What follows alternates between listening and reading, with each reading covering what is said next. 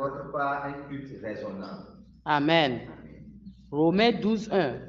Frères et sœurs chrétiens, Dieu est plein de bonté pour tous. Alors, je vous demande ceci. Offrez-lui votre personne et votre vie. C'est le sacrifice réservé à Dieu, à qui lui plaît et qui lui plaît. Voilà le vrai culte que vous devez lui rendre. Vrai culte, là, c'est pas aller à l'église.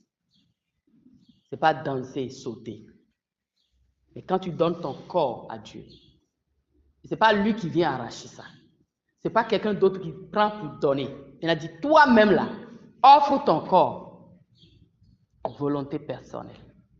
Un choix, une décision, un engagement. Offre ton corps à Dieu. De la même façon que tu prends l'offrande dans les mains et puis tu vas offrir. Tu prends ton corps, tu offres à Dieu. Tu n'as plus de rêve. Le rêve de Dieu devient ton rêve. Tu n'as plus de plan. Le plan de Dieu devient ton plan. Et c'est possible quand tu meurs. Mais quand tu es vivant, spirituellement, quand tu es vivant, tu ne peux pas accepter ces choses-là. Ce n'est pas pour les bébés non plus. Offre-moi ton corps. Quand tu offres ton corps à Dieu, dans ton corps, il y a quoi et quoi? Sur notre corps, il y a quoi et quoi? Il y a nos yeux, il y a nos oreilles. Et c'est là que, pour Romains 12, 1, moi je m'en vais dire à la jeunesse et à toute personne dans le royaume de Dieu que tu ne peux pas écouter n'importe quoi, n'importe quelle chanson. Tu ne peux pas regarder n'importe quelle chose.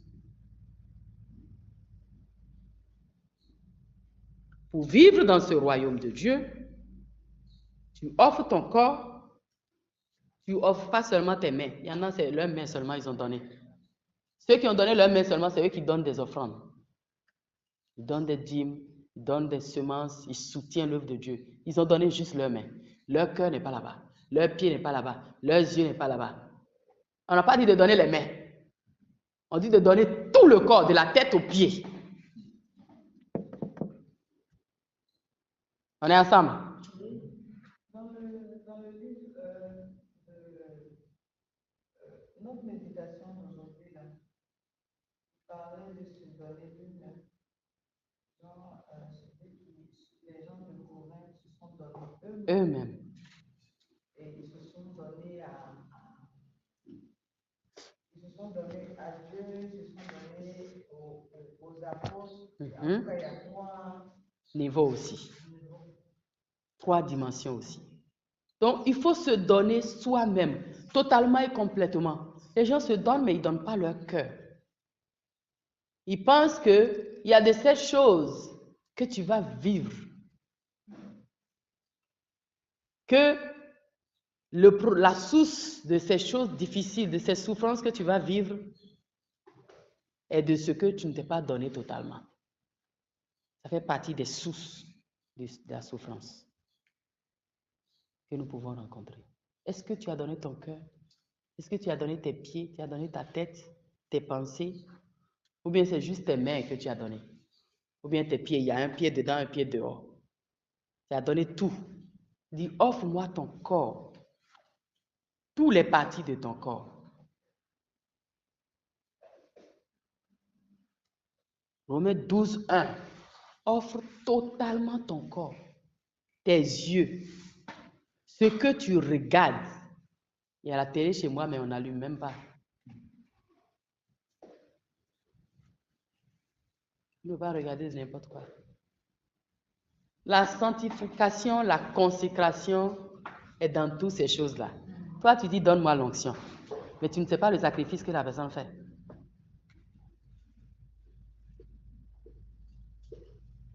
Tu vas me dire, oui, moi, je veux le plaisir, je veux regarder ce que je veux me distraire un peu, je veux m'amuser un peu, je veux faire ceci, je veux faire cela. C'est bon, c'est pas mauvais. Mais les choses qui sont dans ce que tu t'amuses, tu fais là, est-ce que ça ne souille pas ton corps? Donc, dans ton amusement, de tes distractions, il faut choisir ce qui est sain, qui ne va pas endommager ton corps que tu as offert à Dieu. On n'a pas dit de ne pas s'amuser. On n'a pas dit de ne pas se distraire. Mais à l'intérieur de ce qui se fait dans tout ça, est-ce que ça glorifie Dieu? Lorsque tu as une invitation, là où mes pieds là, tout mon corps je les donne, offert à Dieu. Mes pieds là où ça veut aller, est-ce que ça glorifie Dieu? Si tu trouves de bonnes réponses, vas-y. Mais si tu n'as pas trouvé de bonnes réponses, n'y va pas. Amen. La sainteté du corps. Parce que qu'est-ce que Dieu utilise? C'est notre corps qui l'utilise. Notre corps est le temple du Saint-Esprit. Mais le Saint-Esprit va loger, rester, demeurer dans un corps qui n'est pas totalement offert à Dieu, qui est dans tous les mélanges. Ça va venir, ça va partir, ça va venir, ça va partir. Ça va faire des va-et-vient.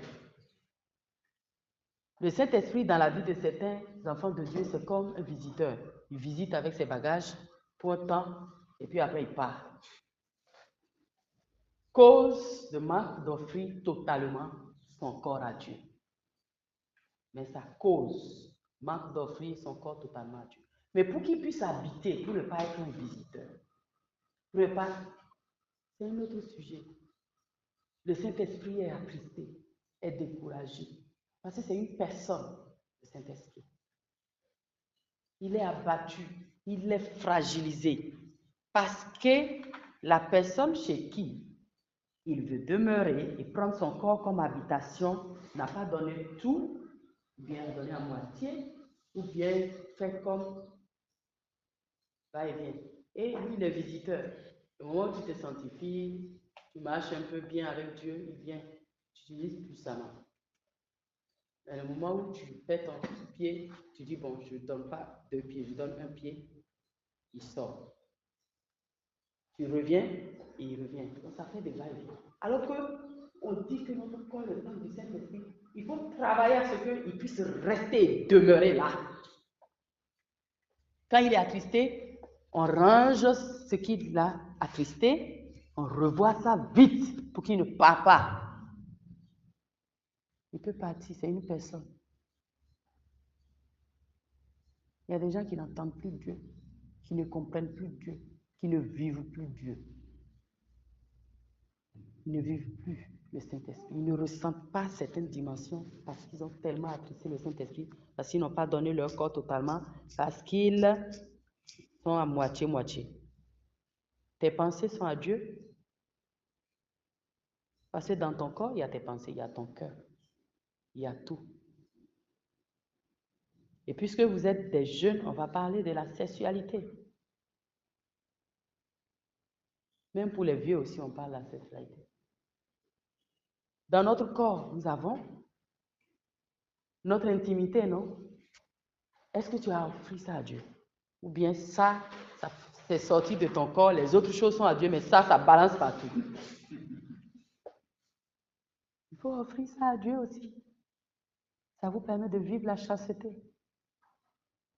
Il faut dire, Seigneur, je t'offre tout, même mon sexe. Je t'offre ma langue, mon cœur, mes pensées, mon sexe, je te l'offre. Quand tu lui donnes ça, tu commences à faire ces prières-là. Tu es délivré de ces petites choses-là qui te fatiguent, ces petites pulsions qui te fatiguent, qui te délivrent de ça. Parce que tu lui as donné ça. Vous voulez qu'on roule un peu avec ça ou bien on s'arrête?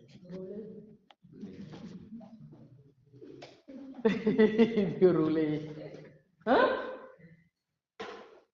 Ceux qui viennent faire le pasteur disent, papa, j'ai chuté, maman, j'ai chuté avec une fille, avec un homme. C'est bon même. Il avait encore besoin de l'aide. Mais il y en a qui ne disent même pas ça. Ils sont consacrés là-bas. Il faut donner à Dieu tout. Et étant que marié, tu n'es pas fidèle pour ton mari. Et tu es fidèle pour Dieu. Parce que tu as offert tout ton corps à Dieu. Et si vous avez votre femme, que vous pensez que vous êtes fidèle à votre femme, le jour où il vous déçoit ou bien le jour où son comportement n'est pas bien, vous allez lui rendre le coup. Et dit, je te suis fidèle et tu fais ça. Ce n'est pas des bonnes phrases que je t'envoie. Tu n'es pas fidèle à lui, tu es fidèle à Dieu parce que tu as donné tout ton corps à Dieu. Si tu es fidèle à lui, et si tu continues dans cette logique, un jour, puisque nous sommes des hommes, il va faire quelque chose que tu n'auras plus la force de tenir sur cette parole, il va t'écouler. Mais si tu n'es pas sur cette parole de je te suis fidèle, et que tu es sur le roc de la vérité qui dit que toi tu as fait tout ton corps à Dieu, ta fidélité devient tranquille à tout moment. Il te trompe, il ne te trompe pas, tu n'es pas fidèle à lui. Tu es fidèle à Dieu. Amen. Tu es fidèle à Dieu, tu n'es pas à lui que tu es fidèle. Parce que lui, il est failli. Combien de personnes dans les couples fait dent pour dent, œil pour œil? Il m'a trompé, je le trompe. Il m'a trompé, je le trompe. Il a fait, je le fais. Quelqu'un qui grandit dans la connaissance avec Dieu est soumise. Une femme qui grandit dans la connaissance avec Dieu est soumise, pas parce que son mari mérite, mais parce qu'il a choisi de vivre cette vérité de la parole qui dit femme, soyez soumise. Je vous ai dit longtemps, j'étais insoumise. J'étais une femme insoumise. Mon mari n'a jamais remarqué. Personne n'a jamais remarqué. C'est mon cœur. Mais quand j'ai compris que je ne suis pas soumise pour lui, parce qu'il est bon, parce qu'il est serviteur de Dieu, il est prophète, il est quoi, je ne sais pas quoi, mais je suis fidèle, je suis soumise parce que Dieu m'a dit, parce que la parole de Dieu a dit, parce que je veux obéir à la parole de Dieu, parce que je veux vivre la parole de Dieu. Je ne fais pour personne, je le fais parce que j'ai compris.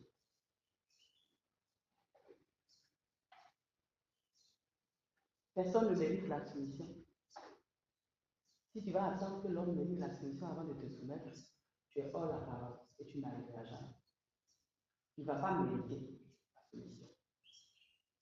Toi aussi, tu ne vas pas mériter l'amour. Mais Dieu lui a dit, c'est un commandement. Tu dois aimer ta femme, malgré ce qu'elle est. Et les hommes, ils ont un problème là-bas. Hein? La Bible va juste à dire que pour ne pas avoir obstacle à tes prières, aime ta femme. Ça, c'est un autre côté. Il y a des versets de la Bible qui disent que si un homme chrétien, enfant de Dieu, serviteur de Dieu, n'aime pas sa femme, il y a des blocages de ses prières. Il ne sait pas d'où vient sa souffrance, mais c'est là-bas. Bien.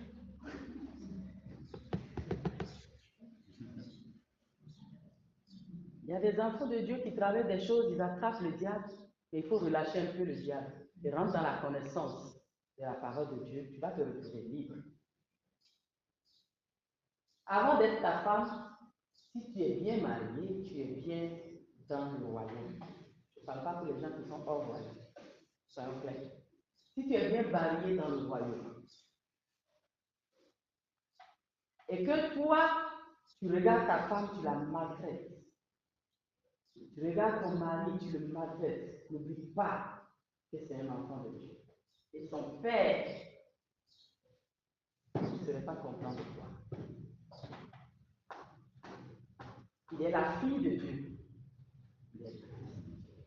Fais attention à comment tu traites ce que Dieu t'a dit. Fais attention.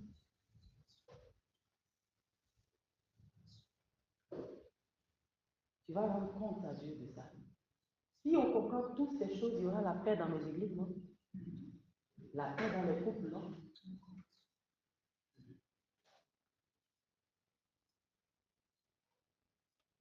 Maintenant, pour ces jeunes filles qui prient que Dieu me donne un bon mari, pour ces jeunes hommes qui prient que Dieu me donne une bonne femme, et tout le monde admire ce qui est bon. Jusqu'à notre admiration nous fait rêver que c'est notre femme. Dieu m'a dit, c'est ma femme. Dieu m'a dit, c'est ma femme. Mais Dieu a préparé cette femme. Dieu a sauvé d'abord cette femme, travaillé dans sa vie, avec la parole, avec le Saint-Esprit. Cette personne a accepté le sacrifice de vivre la parole de Dieu, de laisser la parole de Dieu continuer à travailler dans sa vie.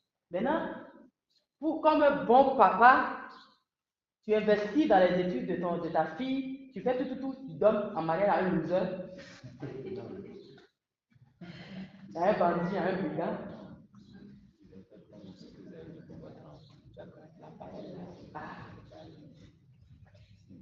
Donc tu veux bon mariage, tu veux bon homme, tu veux bonne femme. Et Dieu va investir. C'est un investissement. Tu vas investir dans quelque chose, tu laisses que quelqu'un vienne faire de n'importe quoi avec. Donc ce que tu es en train de faire avec ta femme et ton mari là. Sache que c'est l'investissement de Dieu qui est là. Et si tu jettes ça mal, il y a des choses qui vont t'arriver. Des choses que tu vas vivre. Tu vas penser que c'est les ennemis. Tu vas penser que c'est Satan. Et c'est parce que tu es en train de maltraiter le prince charmant que Dieu t'a donné. C'est parce que tu es en train de maltraiter la princesse de Jésus. Et personne ne va te dire ça. Le prophète va te dire. Parfois, il y a des prophètes qui vont te dire c'est parce que l'ennemi est sur tes affaires. Quelqu'un a envie de combattre ton ministère. Quelqu'un a envie de combattre la bénédiction de Dieu dans ta vie. Mais ta souffrance vient de comment tu vis avec la princesse ou le prince. C'est toi. Donc, on doit juger toutes ces choses-là. On doit examiner toutes ces choses-là. Ne pas attribuer tout aux ennemis, aux gens. Tu peux être ton propre ennemi. Hein.